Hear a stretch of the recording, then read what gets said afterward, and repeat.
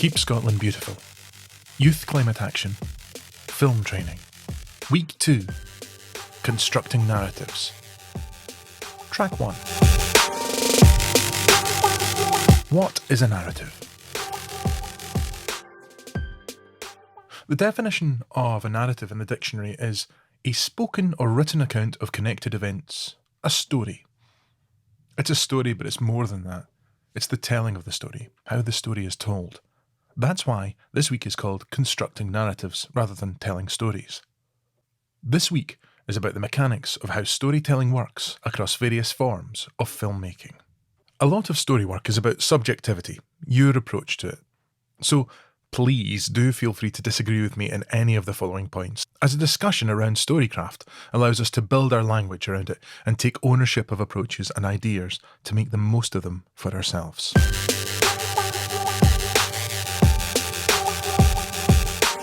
The structuralist approach. I'm a big fan of the structural approach to storytelling. I love spotting the shapes and patterns underlying how a story is told. The stronger a story structure is, the more it can connect with its audience. You can play around with story structure. An American gentleman by the name of Joseph Campbell went into this in great detail in his book The Hero with a Thousand Faces, from where we actually get Star Wars amongst many other things. Personally, I prefer a Russian folklorist from the mid-20th century called Vladimir Prop, who wrote a piece called The Morphology of the Folktale, which took apart Russian folktales from a structural point of view. Using this approach, he identified that there were 31 types of story structures commonly used in these folktales, and that the characters had a set number of functions in these stories. For instance, each story will start off with a situation where the story is set. Then one of these 7 things can happen. 1. Absentation. Someone goes missing. 2. Interdiction. A hero is warned. 3. Violation of interdiction. 4. Reconnaissance. Villain seeks something. 5. The villain gains information. 6. Trickery. Villain attempts to deceive victim. Or 7. Complicity. Unwitting helping of the enemy. Following this, the hero of our story has to then go off into the body of the story, where they go off on their quest in response to one of the 7 situations identified. The hero then goes about solving the situation, looking for something to correct the wrongs of the first sequence. The last section is called The Hero's Return, where, as the name suggests, resolution is completed, and our hero comes back to their first situation, or progresses into another situation that will become their new normal. According to Prop, characters fall into the following 8 archetypes: the hero, the helper, the villain, the false hero, the donor, the dispatcher, the princess's father. These are their functions in the storytelling. Take a moment to think about a film or a story that you know well. Does it fit into that structure? Most stories tend to. This proposes something interesting. Characters have a function. Certain characters do certain things, and the story advances as a result of their actions. Here's an exercise you can perform with your participants. Take apart a film, whether a short or a long film, and look at the structure of it. How does it work? As writers and filmmakers, this is all useful to know about and then forget. We're going to look more at this in an exercise at the end of this lesson. One of the traps that it's easy to fall into in writing with a structural point of view is that the narrative can develop in a mechanical fashion. Now, this is a trap that I'm more than guilty of and for falling into as a writer. As a writer, I can be afraid of character. This is a common problem, but character is the very motor of your story. We relate to humans as part of a story. We follow their path through it. We should be so absorbed and then taken away by the reality that they're experiencing that we don't notice the dramatic structure going on underneath their reality. That's for afters. That's for our pudding. Therefore, character lies at the very heart of storytelling, whether that be in fiction or documentary. Character is a point of connection. Interestingly, character doesn't have to be a human character. It can also be an animal, an idea, or a place.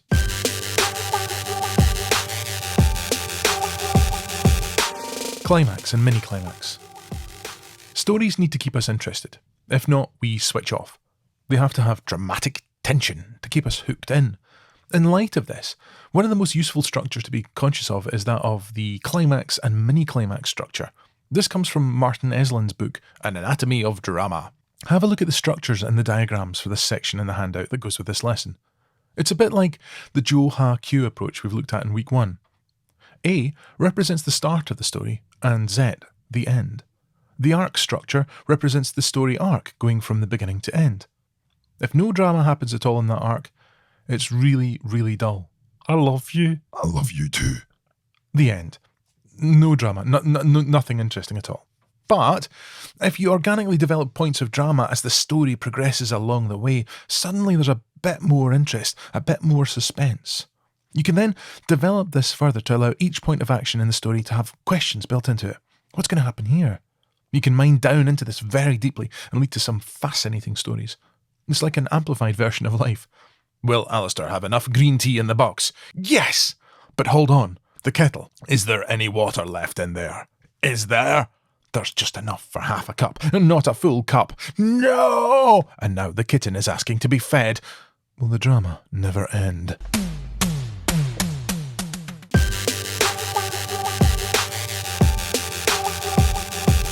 Building fiction narratives. This following section is a simple guide to construction of fiction narratives presented as an exercise for you to pursue with your participants. Needless to say, there are umpteen billion ways of working with this, so this is just one approach for this moment in time. We are story machines. We're constantly playing out situations in our heads. We see the start of a situation and then we find ourselves concocting a wide variety of situations following on from this. When it comes to creating fiction, this is absolutely ideal. To illustrate this, I would like you to think of a location. Any location at all. Could be a restaurant, a swimming pool, an abandoned sheep bank halfway up a hill looking out onto the North Sea. Any location at all. Build a picture of it up in your head.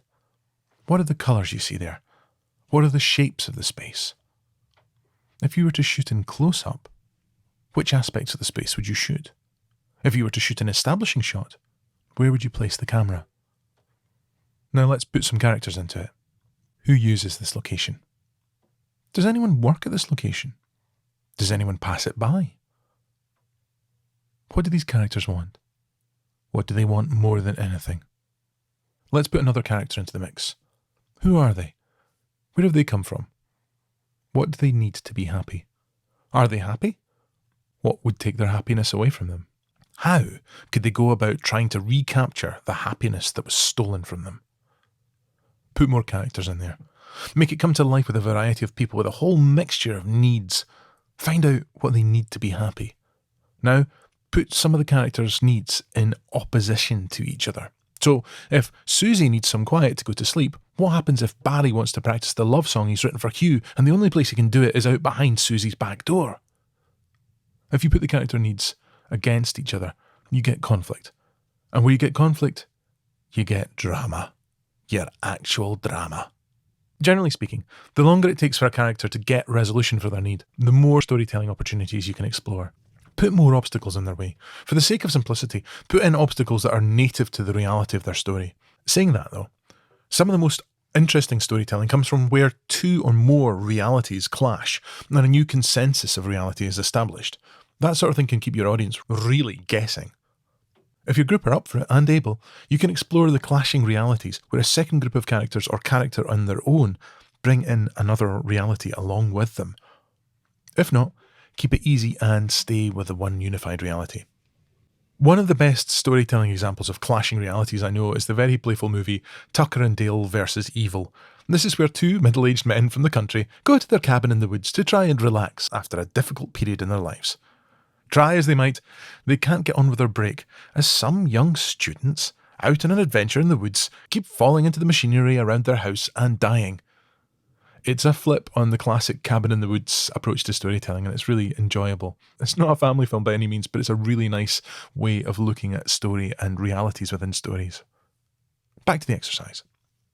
Once you've got things nice and tangled, find solutions for the problems. The more inventive, the better. But one thing, beware of the God out of the machine approach to ending stories, though. This is where, classically in Greek tragedy, a god would literally stop the action on stage and use their divine powers to give the story a solution. Avoid this at all costs, especially if you're making films about climate change, unless you want to make a specific point. There's so much to play about within this example. By exploring it, you can see the native storytelling ability that lingers within most everyone. It's a very satisfying exercise. Needless to say, you can then go on and make these films, or simple versions of them. Storyboarding, which we look at in the next lesson, will be a very useful tool to employ in getting them to think in a filmic way.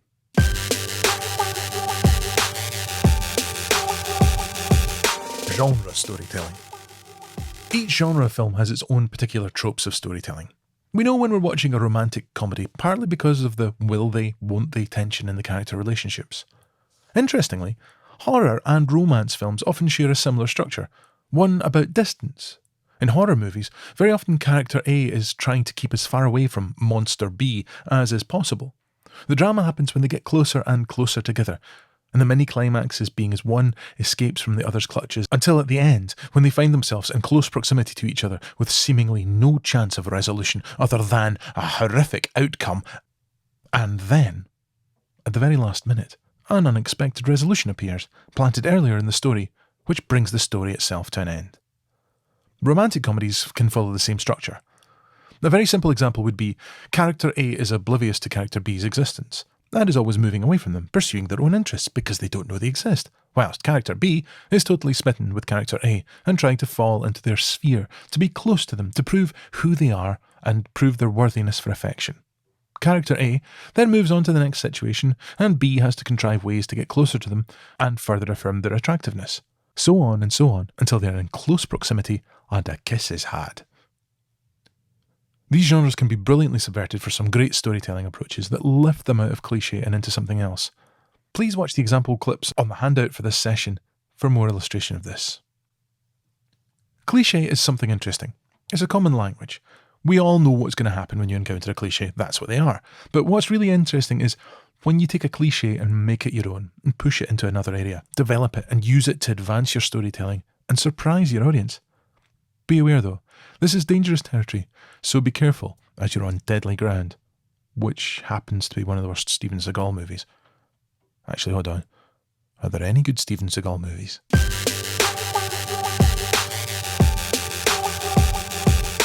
Structures as tools to build narrative. There are at least two types of structure: internal structure and external structure. An internal structure for a story is that which comes from the events that the characters provoke. This happens, then that, and finally thon. I love this kind of structure work because it's organic. It comes from the characters. As I've said earlier, I find it difficult to work with character though. Sometimes, as a writer, you can be a bit afraid of your characters. Don't be. Let them go and let them do their own things. Your subconscious, or collective subconscious if you're working in a group, will see things through. Be brave. An external structure is where you take the structure of an existing feature and build your story around it. A day structure is a classic one to work with. A typical day may start with waking up, getting up, feeding the dog, making breakfast, getting washed, heading out to work, commuting, meeting the same colleague as every other day at the door of the office, and so on and so on and so on. Now, you can see from this there are lots of sections to work with. There are lots of units, little bits you can work with. It proposes a structure for you to adapt as you wish. Think of a building you know well. Even going from room to room there, including arrival and exiting, can lead to all sorts of interesting story ideas. Ritual actions also offer fascinating ways to tell stories, as they have so much bedded into them through thousands of years of use. Take my play Two Man Rumble, for instance. I wanted to look at toxic Scots male identity through comedy. I knew the pub was my ideal location for such a piece, but I wasn't sure how to proceed. And then I remembered the Catholic Church's Stations of the Cross ritual. I adapted the shape of this to fit the stations of the pub, and suddenly I had my play. How then can you use this for your own purposes? How can you use an external structure in the creation of films about climate change? Does the journey of an object, from purchase to use to recycling, open up certain story paths to be explored? Does the life cycle of a cow in a field open up a story to be told? Yes, we're both thinking about farts now. Which structures can you identify that may liberate your storytelling abilities? Does a journey of discovery open up stories to be told? If you took part in the climate action course, you will have seen the video Climate Change is an Absolute Nightmare, which follows a personal inquiry into the history and nature of climate change. We're going to look further at this in the following exercise.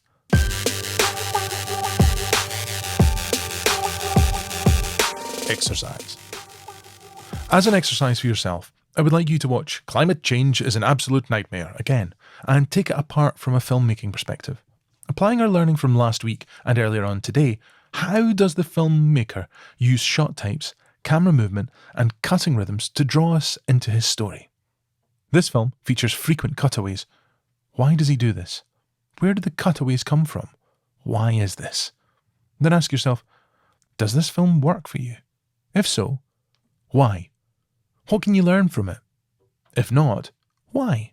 How would you change it? Then, make a 90-second video of yourself reviewing this film. Apply any or all of the filmmaking skills we looked at last week as you create this video. Your film must have at least 7 shots in it and feature at least 3 different shot types. This exercise is stepping us towards interview technique as well as filmmaking. So pay attention to sound and think about how close or far away you are from the mic and how loud you need to speak. We'll talk more about this in the sessions and in your feedback in the Google Classroom.